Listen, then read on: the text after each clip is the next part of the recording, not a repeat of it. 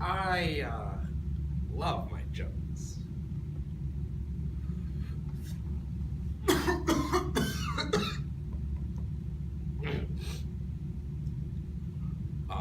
Some of my jokes. See, I got this real immature streak where I write a lot of scatological humor. But my jokes, they never focus on race. Black people are very afraid of the police. It's a part of our culture, but sometimes I want to call them too. Shit. Once had my house broken in once, but call the police? No, nigga, my house is too nice. White people won't believe I live in there. Just as soon as they see me, he's still here! My God. Case closed, Johnson. I've seen this before when I was a rookie. Apparently this nigger broke in and put pictures of himself everywhere. No paperwork. Let's just sprinkle some crack on him and get out of here.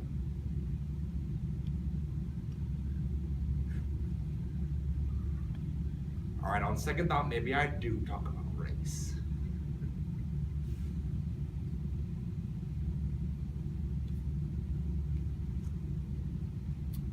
In the 1990s, Hollywood was introduced to Dave Chappelle.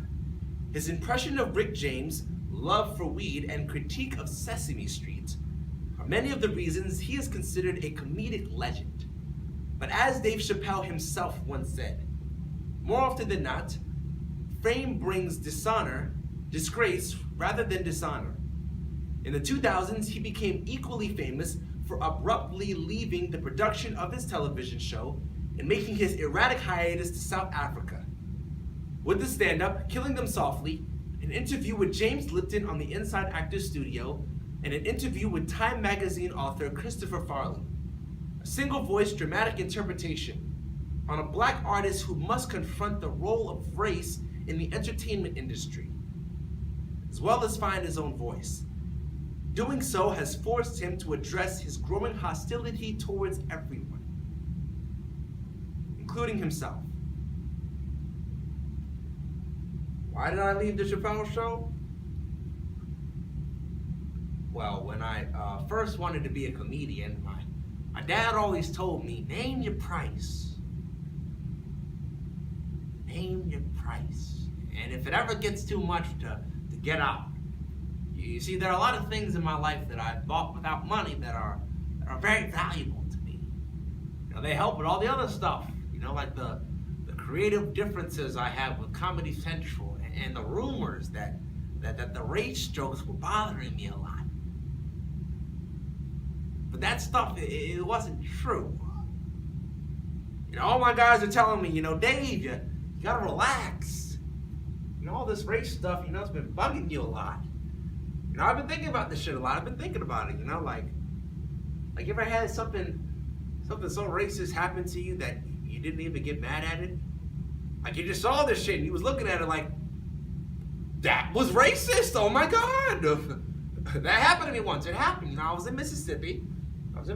And I was doing a show there, and we went to this restaurant to get me some food, And I went up to the register and I said, I would like to have.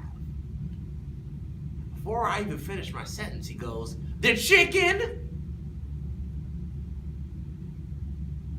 Are you fucking serious? I cannot believe this shit. I could not believe this.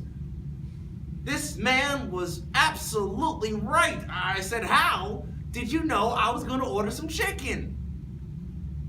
He looks at me like I'm crazy. He goes, come on, buddy. Come on, buddy. Now, everybody knew as soon as you walked through that door that blacks and chicken are quite fond of one another. I left to find a quiet place for a little while.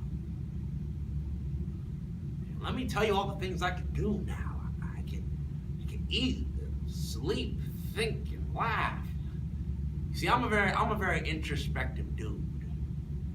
I enjoy my own thoughts, and I've been doing a lot of thinking about the show. Like this one time we was taping a sketch on magic pixies.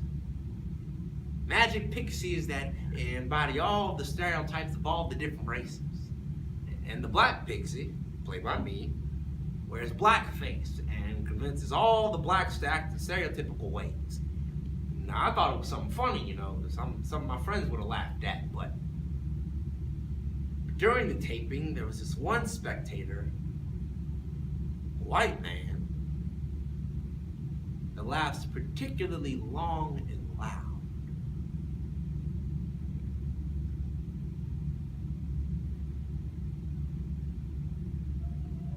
And it struck me as wrong.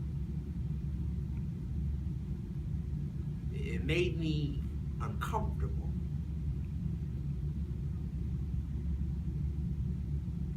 And then I wondered if my show had gone from sending up stereotypes to merely enforcing them.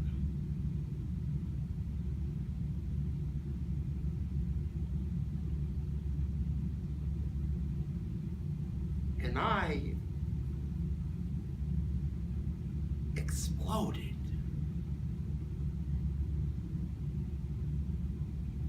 I went crazy. But you know, racism can help you out once in a while, you know? Racism once saved my life. And I was on a plane, and I don't know how this guy got a machine gun on the plane, but he got up and he said, "Everybody get on the fucking ground! Nobody fucking move!"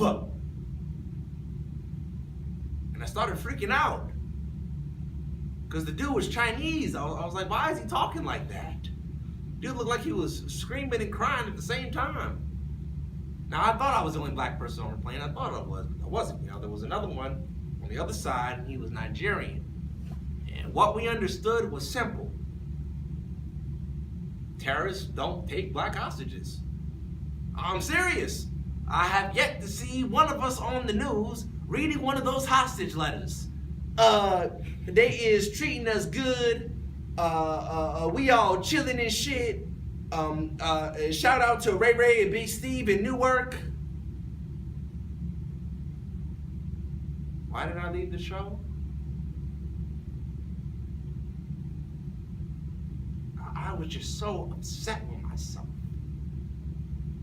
You know, here I am, you know, Dave Chappelle, this comedic legend whose only real contribution he's done is make fun of his own people. And once I realized what I was doing, you know, everybody's looking at me like I'm crazy. You know, the worst thing you could call somebody is crazy. It's dismissive. If you don't have the right people around you and you're moving like 1,000,000 miles per second, you can lose yourself. I just felt like I was bottoming out. I was at my old high school and I was telling them straight up, you know, I was being real with them. I was telling them, you know, I said, if you want to get it out the ghetto, you gotta focus. You gotta stop blaming white people for your problems. And you gotta learn how to play basketball or rap, nigga. Those are your only two choices. You're stuck.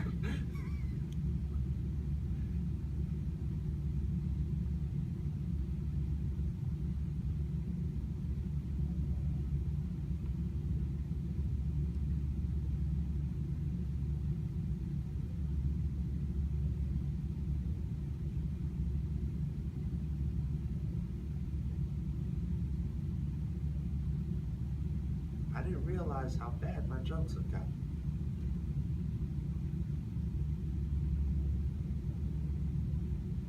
Everyone's telling me, Dave, you're amazing, you're a genius, but I didn't feel like that.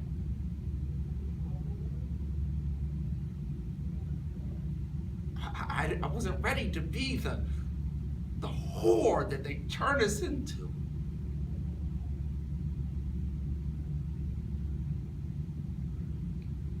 I wasn't ready to have my heart broken.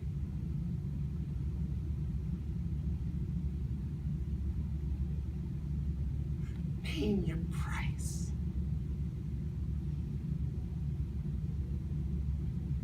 Or get out.